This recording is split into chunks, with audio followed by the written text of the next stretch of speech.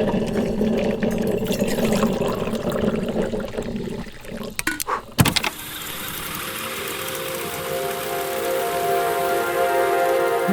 head spinning round in circles, can't get you off my mind, surrounded by noise. Something echoes in the distance, could it be that thunder really is your voice? Hey guys, it's Andy Ellis, and it's time for another great episode of the Melodic Noise Insider podcast. Today, I'm sharing a chat I had with Zippy Laske. She released her self-titled EP just over a year ago that I have not been able to stop listening to. We talked about her music journey leading up to now, her work with the Island of Discarded Women podcast and live show, and much more. It was a great chat, and I cannot wait for what's next. So without further ado, here's the interview. Ladies and gentlemen, please welcome to the Melodic Noise Insider podcast, Zippy Laske. Thanks for doing this. Thanks for having me. You know, one thing I'm curious about it is because if I'm correct, that's your stage name, your artist name. Where does that come from? So that is a nickname that I earned back in my McNally days. I was in a rock band called the Gum Smackers. And my friend, Sean Levine, was like, well, you should just be Zippy in the Gum Smackers. And I was like, yeah, you're actually right. I should be. And so that's what it was. And, you know, Zippy kind of came from this place of, I don't know if you know this about me, but I'm slightly high strung, high energy. So it just seemed to fit the bill. Because it also actually, kind of fits with your music too. Just the name just sounds, it's really, really cool. And so I want to go back because I remember first hearing about you when you were putting some singles out and they were really good. And then I met you at Crooners, I believe. Yeah. And you were doing a show with the lovely, talented Leslie Vincent. Yes. And then I'm like, oh, I know her kind of through online. Yes. And that was really cool. Then so I guess one question I have for you is can you kind of go back and are you originally from Minnesota? I'm from North Dakota, Fargo. Okay. So almost Minnesota. And then after I graduated high school, I moved to St. Paul to go to McNally. Lived in St. Paul for a nice chunk of time. And now I'm out in Stillwater. Okay. Yeah. So when did you know that music was going to be such kind of a key part of your life? Always. I know that's such a lame answer, but as a kid, what I found fun was making my neighborhood friends put on plays with me in my garage and forcing my neighbors to listen to my concerts, and writing songs was I was like, how can I perform? How can I make an album? So I was like, I guess I have to write it, because I was like, how else do you do it? So I just started writing songs at a very early age. And then I would do county fairs and more country gigs, and then went to McNally and kind of found a place still kind of country, but more pop-esque. So did you grew up mainly on country music then, before you got into pop then? 100%. I mean, don't get me wrong. I really liked, gosh, what's their name? Do you remember Claire's? The store Claire's? Yeah. They used to sell CDs, and there was a group called Bewitched, and they had a song called C'est La Vie. So don't get me wrong. I still always loved my pop girlies, Hilary Duff, Lizzie McGuire, always loved pop. But I would say for the most part, I stayed in my country lane as far as what I sang and what I wrote. I felt like it was the building blocks of my songwriting and my voice. And then, I just wanted to experiment more. When I got to McNally, I heard Ellie Goulding for the first time, and her voice was so peculiar to me that I was like, how can I be like this? And not that I was changing my voice. It was more I was stripping away these really bad habits I had growing up from trying to sound country. Mm-hmm. Yeah, absolutely. So it was more just like trying to find that authentic, like what does my voice actually sound like if I'm not trying to be a country artist? Yeah, and like, one thing about your voice is that especially with your most recent your self-titled EP is that like you have a really good pop voice. Thank you. It's really like it's just it's clear, but like it can go with something very poppy, but also can go with piano too. And um because you also say that you went to, McNally Smith. I went to a place called IPR Yeah. and still couldn't get a job. Um, and Weird. so like when you were at like McNally Smith, like, do you think through there that's kind of where like you kind of started to chipping away at that kind of, not naturally country part of you? Was that part of you think just going there and kind of being around there part of the train or what? Yeah, I think it was uh working with other musicians that didn't do country. Like a lot of my friends that I met there were, vocalists or songwriters, guitar players, whatever. Everyone had their thing, and I was just so like fascinated with everyone's style. And then, they introduce you to bands that they like, or you kind of sound like this, you should listen to them. And then, you kind of piece it all together, and it's very moving and inspiring. And I had never really been exposed to that growing up in Fargo. It was kind of, just very cookie cutter, plain Jane as far as my music that I was listening to at the time. So when you're at McNally Smith, was that kind of also like your intro into like the Minnesota music scene as well in terms of the Twin Cities? What was that like for you? It was fun. Yeah. It was so fun. Gosh. I mean, like I said, it was just really moving and inspiring. And I mean, this would have been back in like 2000. I would say 2010 to like 2012, 13 were kind of Mm-hmm. like the years where I felt more like prominent in the music Mm-hmm. scene when I was Yeah. first there.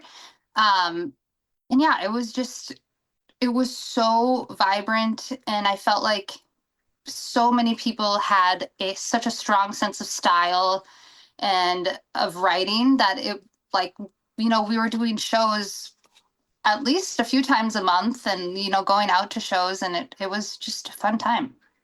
So your first project you put together is called You Choose. Yes. It definitely, when I listen to that, like I can definitely could hear like, oh, like this is, you know, the EP makes a lot of sense because you had a lot of those sounds in the EP now. What do you remember about that first project? Yeah, so for You Choose, well, I should back up a little bit. I met my husband at McNally too, who was a production major. In his style, he produced You Choose. And his style, I would say, is more like hip hop. Um, Still has like a pop-esque to it, but more in the hip hop realm. Mm-hmm. And he'd be making music, and then I would just write a song to it. And he's like, okay, well, I guess this is your song now. And I'm like, yep.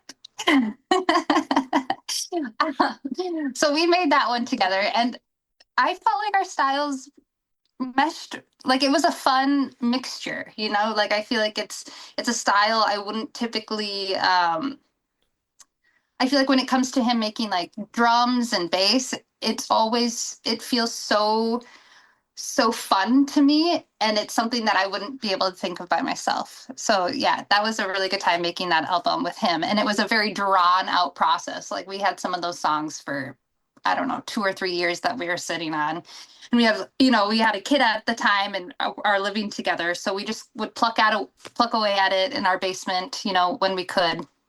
So that was kind of our little project together. So, and there was a looks like I think there's about since it seems like there's about like a 8 year gap between You Choose and your EP. Oh my gosh, when you say it like that, that sounds like a long time. Hey, like I was like, oh, yep, no, it's been I feel old too. Don't worry. And so like I guess my question is I'm always curious about, especially for independent artists, like can you talk about that gap for you in terms of music? Like was it just a lot of exploration for you? Were you as a more of a focusing on like life stuff like that? Yeah, so in 2014, I got pregnant with my daughter, with my now husband, and it was an unexpected pregnancy. So obviously, like that totally changes things, right? You kind of Mm-hmm. you're forced to get your shit together, and those 8 years were focused on family, getting a house, getting our lives figured out, figuring out where I was going to work. And, I went to nursing school, got my degree. So, yeah, a lot of life changes, very focused on being a mom, being a wife. And, I finally entered into a spot in my life where I was able to do music again. Like it felt like there was the space and time and resources for it that it just felt right to come back to it. So, and one thing I'm always curious about is because, I have friends who have had to, hey, I'm starting a family now. I got to kind of put this on the back burner for a little bit so I can kind of get this stuff taken care of. When you're, have to focus on that part of your life, are you able to do anything musically that kind of helps you kind of scratch that itch of whether it's performance or creating anything that are you able to scratch that itch at all during that time? So thankfully, during part of that time, I was doing the Island of Discarded Women. I started doing that 2018. Um, so I mean, there was like a gap of like 3 years of really just not doing anything. Maybe writing a song here and there, but not really anything. But then, yeah, in 2018, I started really craving, to do something creative. So I started the Island of Discarded Women, or I didn't start it, but I joined it. And then I was also in a cover band called Shirts and Skins. And I did that all the way through 2024.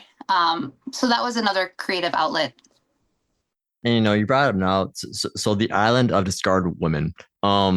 I have not been able to listen to it yet. I keep meaning to. Can you talk You about? should come to a show, Oh, yes, a yes. live show. I've been told It's so because I fun. see because I know you guys just had Anne Tracy on there. Yes, So yes. like for those who don't know, like, can you talk about what this podcast is? Because it also kind of seems like more than a podcast too, in a sense. It's I mean, I think it's a podcast very loosely. I guess very technically it is, but I would say it's more of a live show and experience than podcast. Like it's satirical, it's women sharing their stories, there's skits, there's music. Sue has me write an original song every show. And yeah, it's a lot of the same people that come to the shows, but there's always, a good solid group of new people at each one. And it's really about the sense of coming together, community, laughing, and just like celebrating what it is to be human. Hmm. And yes, we tend to highlight like the human experience of women quite a bit. But that's not to say we don't, celebrate men or, whoever as well. It's about time. Yeah. Just, um. So, and I kind of want to fast forward to the EP Zippy Laske. Yeah. I love this EP. It was one of my probably top played of last year. I just cannot stop listening to it. But was this because I know you actually worked with a specific songwriter on this, correct? Yes, I worked with DGS, who is a producer, strings player, um, arranger, jack of all trades. So, what was the goal with this EP for you? Really, it was to just get something out there. It like had been so long since I released something. I was wanting to start playing shows, and I was like, well, no one's gonna book me if I have nothing out there. And DGS was kind enough to be like, oh, send me some of what you got, and we'll see like how we vibe together.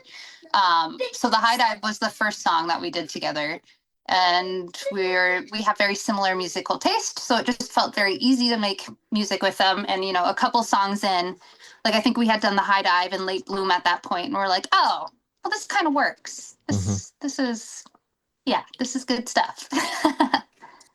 Because the EP does have a dark pop sound to it. Was that just kind of organic from you two collaborating together? Or was that on purpose for you? I think it was organic.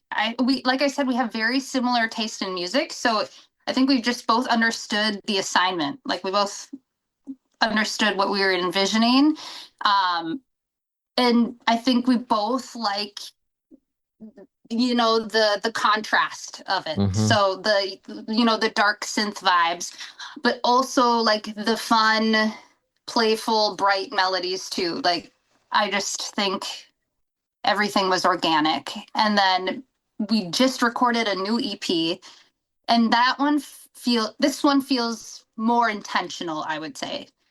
Like the first EP was very organic, things just came about. And the second one is like, okay, we got our first one, we got our sea legs under us. Now let's see what we can really do. And so I'm really excited for this next one. So am I. So I want to start with the song here. So you mentioned the High Dive. Everything I do is for the approval of you, and you don't give a damn. Everything I do is for the approval of you, and you don't give a damn. From now on, I'll be true.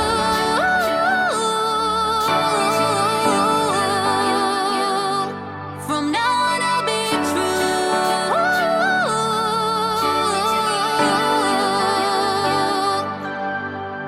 Stop staying up all night, reading between the lines, watching someone else's life. All the trends, all the headlines, like a crushing weight, build on my soul till it breaks. It's so loud I can't hear myself. It's not me, it's not me. There's that kind of epiphany of like, I'm shutting out the noise. I like the clear poppy vocals, and also like living life through social media, like that line of everything I do is for the approval of you, and you don't give a damn. That's like so true just for social media in general. It is, and it's hilarious. Like Yes, honestly, yes. it's such a stupid, simple thought, but it's like this hysterical realization that we spend all this time worrying about what this person's gonna think, or what if I post this, or what if I say this, or like blah blah blah blah blah. All these stories that we tell ourselves, and the truth is, no one is thinking about you. Oh yeah. Like no one really cares, and so just stop giving yourself such a hard time. Like literally, no one's thinking about you. So that was my realization. Yeah, and it's so true. Like I heard that line. It's kind of like, oh, this is a truth bomb right here, because she's so right. Like no one cares. No one, like everyone's living their own life type thing, Exactly. So just be true to you. Say what you want to say. Be who you want to be, because you can't base your whole life of who you are based off of what you think other people, how they're perceiving you. Like that's just such a heavy way to live. Have you tried telling the music industry that yet? No, I haven't, but like I have it on my to-do list. So we'll see if I get to it tomorrow. So with Late Bloom, Something that you haven't seen. Late bloomers bloom when they're ready. At least that's what I tell myself. I'm holding out for the top shelf, and when I get there, I will be something that you haven't seen. Went back to school, I'm no savant. it's a very kind of like on the move song. And one thing when I was listening to it, I got like this. It kind of reminded me like the feel of like one of those like those 80s workout video inspirational feel. It reminded me of that totally. Like it was just very like, oh, like I can see like you in like a leotard just kind of like doing the Wow. up and down. That's such a compliment. Thank you. I grew up doing the Denise Austin workout videos because my mom had them. So I appreciate that reference a lot. And also like because there's this part where like you're kind of like saying a lot of these lyrics singing rapid fire, and I think it's kind of like how like just nonstop it is, but it actually reminded me of like the cadence of Billy Joel when you start the fire. Oh, that's And cool. so can you, and then because obviously a song of like affirmation and self-empowerment, especially for those who like maybe like just like I said, like get started later in life. Can you talk about this song? Yeah. Like the song lyrically, like where it came Well, from. yeah, and just like the idea of it too. Yeah, so that song was first it started as a track that DGS sent me. So like the instrumental, pretty bare bones at first. And I was inspired by it like really fast, like sent them a draft a few days later. And initially the lyric was a bit more satirical, right? Like it did have this like genuine sentiment to it, but I was poking fun at myself a little bit more. And then DGS was like, hey, like some of these lyrics are really great. He's like, but I know you and I know your story. And he's like, I feel like these lyrics could be shifted in a way where they felt more true to who you are. And so it became less, I mean, there's still a bit of satire in there, but Hmm. it turned more into just it felt more genuine and a gentleness that or like a more love towards myself in the second version that we did. So they suggested some lyric tweaks, like mostly in the second verse, and then um yeah, that's kind of how we wrote that song. So that I feel like that one was totally like a 50-50 songwrite for sure. Yeah, and the song itself, like it is very like I do, you know, hear the humor in it, kind of like the how you're kind of seeing that stuff really fast too. Yeah. So I do see it as well, but it's like it's a mix of like humor, but also sincerity as well, which just mix really well together. Yeah. So next one is Time Loop. I've kissed you beneath two moons in the thread-like sky. Drip, drop, drip like the rain fall down. Hopscotch, skip in a merry-go-round and round we go. In and out of a world with no clock. Tick tock tick, but the heart doesn't stop. Just round and round we go. And no one seems to notice what is happening with me and you. This is probably my favorite song on the EP Ooh, wow, wild card. because it reminds me of like this could easily be a Lady Gaga song. Wow. Like, because You're it coming has at me hot with the compliments. Thank like you. I'm from Minnesota. It's kind It's of what we fine. do. It's fine. But it has like this kind of like this dark, moody pop feel to it. Because and I love how that violin or whatever that string is adds that really dramatic feel to it. Mhm. But because you mentioned how your husband has more of a hip hop background, and that's funny because the production is very, especially the chorus is very hip hop to me. Really? Like it almost feels like a 2009 era like Timbaland in a sense Oh because it's my very God. Like Aaliyah. yeah, or even I'm giving like what myself like Timbaland. Yeah, yeah, cool. it was just very like because it's minimal, but it's still very there. Like it's not crowded, but everything is there, and it's just like I have listened to the song on repeat. I don't know how many times Well, because it's thank just you. so good. And like to me, it kind of feels like it's about like a relationship going nowhere. Can you talk about the song and just how it all came about? Yeah, so this was a very interesting way how it all came together. So this was a track that DGS sent me as an option to write to. They were highly inspired by the video game Tunic. Um, and listening to it, I felt very inspired by the book IQ 84, which is one of my favorite novels by Haruki Murakami. And then at the time, I had been watching the Netflix series, or there's another season coming out, and it's also a book series, The Three Body Problem. And so my lyrics were kind of like a mesh of those two worlds, where like Three Body Problem is kind of this idea of like of time travel or time not being linear. And then, IQ 84 is more of a parallel universe. Like you get drawn into a parallel universe where everything is different, but it's also the exact same. So it was kind of a mixture of those three worlds into that song. But it worked really well. It's just even that part is kind of like the tick tock. It is so ear candy catchy. Thank It was you. just very and so then the next song, Wait, Inhibition. Andy, wait, did you know that I have a music video coming out for Time Loop, like on Sunday? Yes, because I think you emailed me about it. So there's Well, that. I'm excited for that as well. Okay. So and then there's Inhibition, or sorry, Inhibition.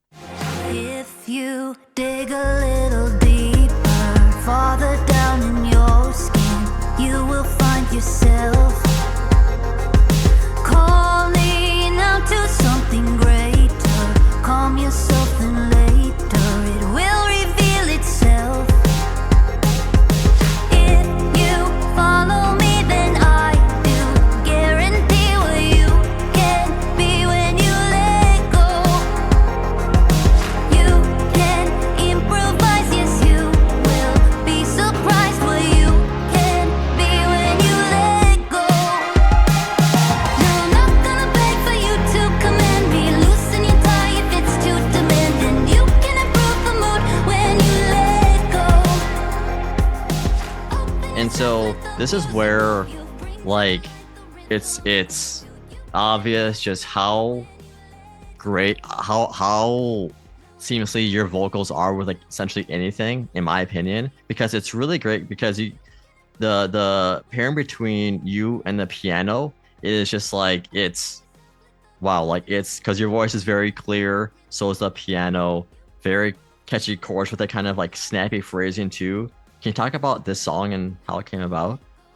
Yeah, Inhibition was an older song of mine, like 2013. I wrote it around that time frame, and it was one that DGS and I had played live, like at shows years prior, and they just felt very gravitated towards it. And they sent me a version that they produced, and I was like, hot diggity damn, yeah, let's do this. So that was like a revival of an old song. When you did that song kind of mean something different to you from when you first had it from now? Did it have a different meaning to you when you recorded it this time?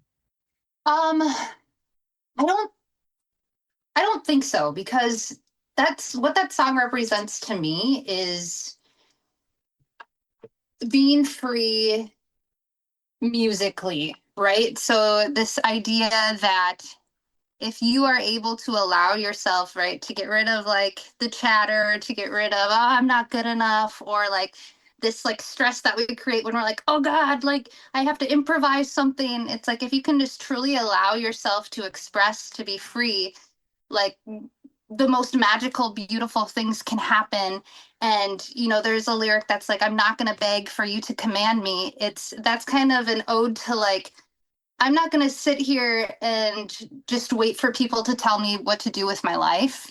I'm the driver of my boat, and these are things that are important to me and that I've always wanted to deeply express. And so it's kind of this like proclamation of freedom, really. So the closer, Unexpected Joy. Oh, always searching for a thrill, but now I found what I want, and I wanna dance so fast and free without anything stopping me. Barefoot on the ground,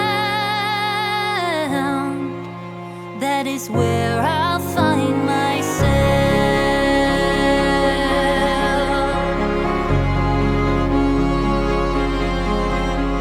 And I actually, before this interview, I actually watched the music video. So with the song itself, what I like is it's this, it's a ballad with a piano. It's a very low sound. And then I like how that string section like provides like a kind of like a evolving bright feel, like a sun is rising. So what and I always have a soft spot for records where like, it's energetic and then it closes with kind of like this peaceful, just like it's almost like you're kind of coming down, like it's just a calm end to it. Can you talk about the song and how it came about?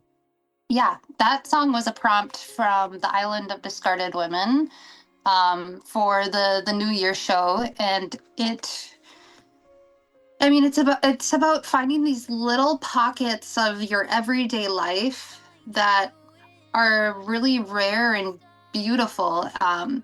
Like 2 years ago on New Year, I decided to stop drinking, and that song really stemmed from like all these little moments that I started to notice that I hadn't really noticed before, or like all these, like hobbies that I started doing that I hadn't done in a while. And it's just like finding like the joy in your life, and then also realizing that like life is such an ebb and flow, and to just really appreciate, like to know that if you're in a dark spot, there's always going to be a time where you're back in the light and it's going to feel good, and you just have to like hold out for those moments.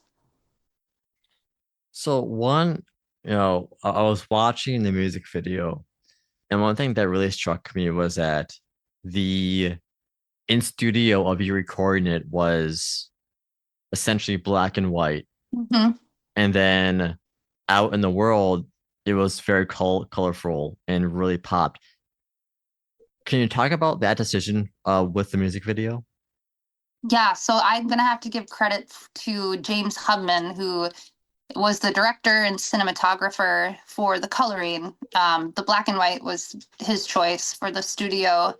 And then going into the outside like portion of it, we knew we wanted like the red in the coat to be the thing that like really popped. Um, but yeah, they have spent an absurd amount of time with like figuring out the coloring for videos that I know absolutely zero about and won't pretend to, but they're very like detailed, and yeah, they did a very beautiful job. Was there, because it's 5 songs, I'm always curious in terms of sequencing, was there a lot of discussion behind like how to sequence the EP at all? I mean, there was definitely discussion about it, Yeah. but I think we came to our conclusion pretty quick. Yeah. Um, I'm trying to think if there was any like, oh no, it has to be this way. I think the two songs that were maybe interchangeable in our minds were Time Loop and Inhibition. Okay. But yeah, the order that we settled on like came about pretty quick. What was the recording process like for you on this record? Are there songs that like you're particularly proud of how they came out? Yeah, I mean, the recording process was, I mean, I've always recorded, but I feel like I have never recorded like this before in the past. So I recorded at Zach Fody's studio, and DGS was in on the session with me. And they are just so incredibly patient. Like, we would do takes, a bunch of takes, and be like, we think you can sing this a little bit better. Like, oh, what about this one word?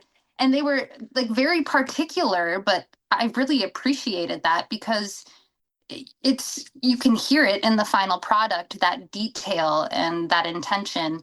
Um, and it was just really, really fun. But I was also very scared because I hadn't recorded in a long time. And like, what if I come here and look a fool? But no, they were very, very kind. And if I remember right, for your release show for this EP, you actually did something different in terms of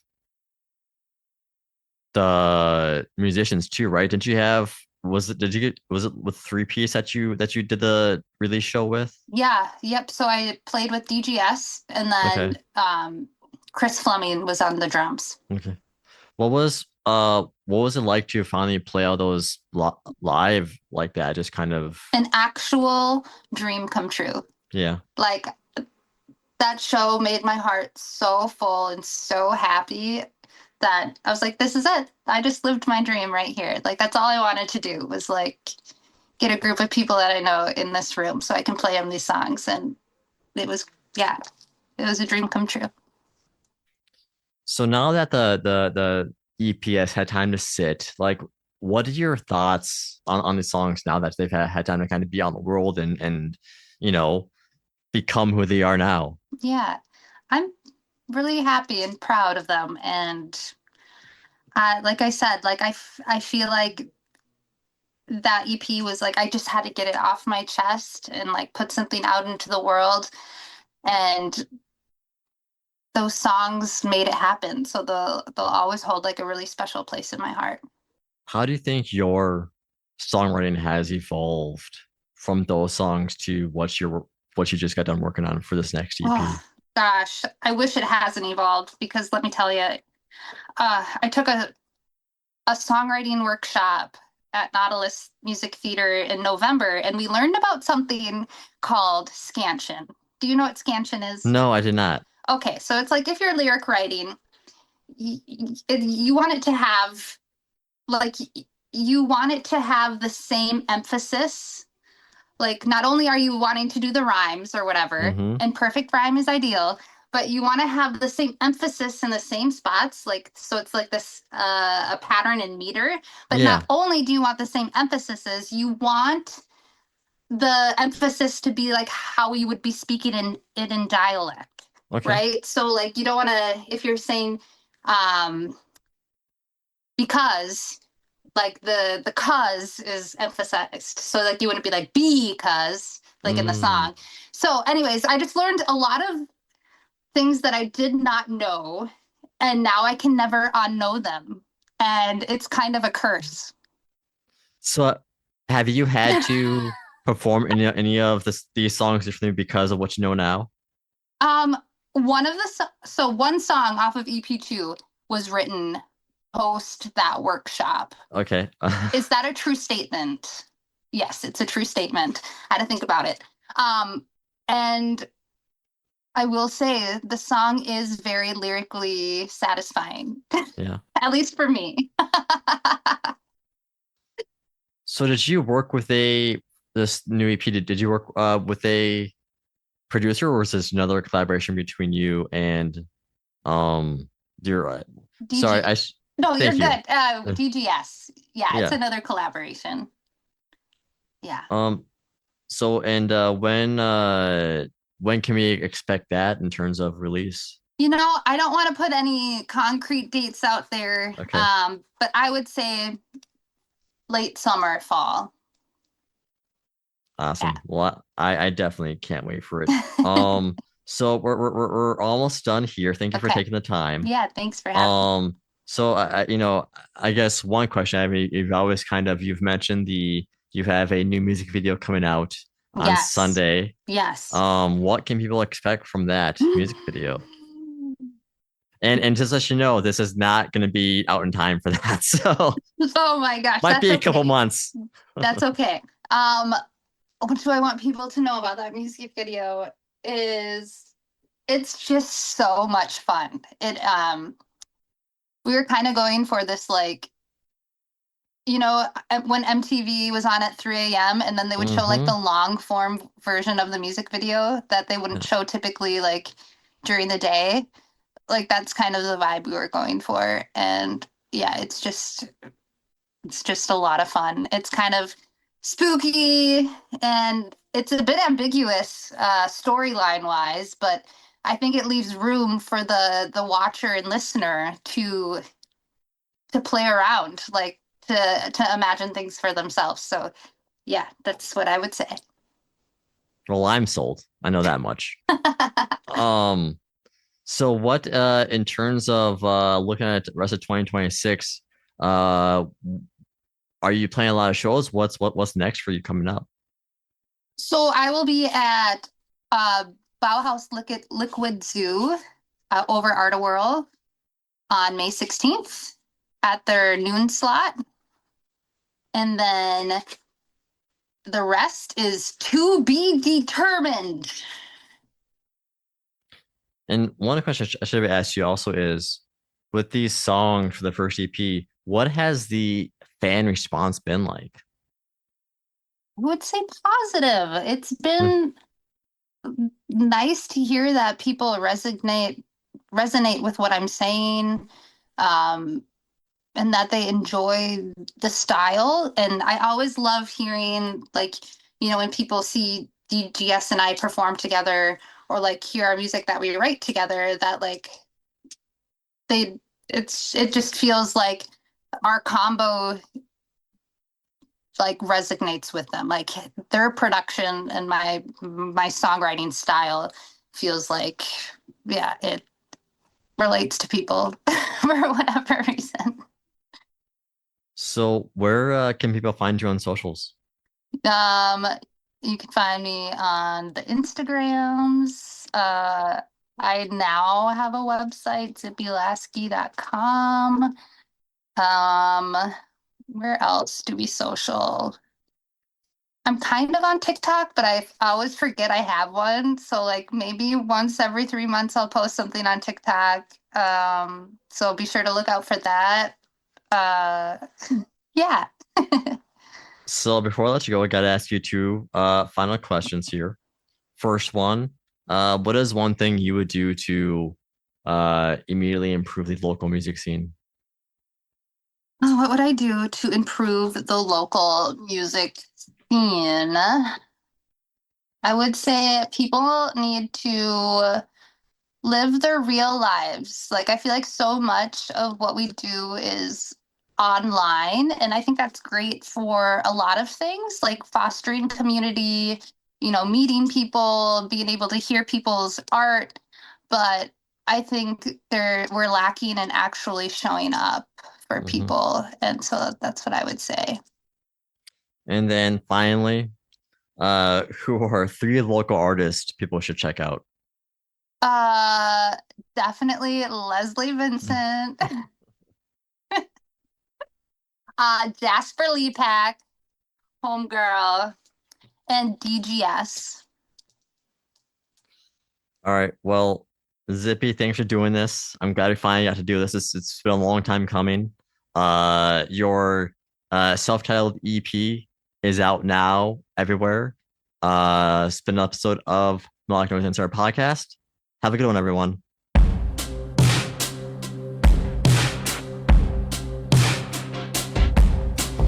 In a way, it's all the same. Well, not the same at all. And that's it for this episode of the Melodic Noise Insider podcast. I want to thank Zippy Laske again for her time. Her self-titled EP is out now. This episode was edited by me, and I also want to thank our producer Paul Thorson and editor-in-chief Andrew Parizo. Be sure to follow us on Blue Sky, Facebook, and Instagram. Just type in Melodic Noise Media and you should find us. You can also join our Patreon and help keep this ship afloat. We should be adding some new content soon. You can find me mainly on Instagram at AndySmileyJ. Thank you for listening. Until next time, I'm Andy Ellis. We are also very aware of the struggles that have been going on in the community, so stay safe, support your community, and support local music. Take care, everyone.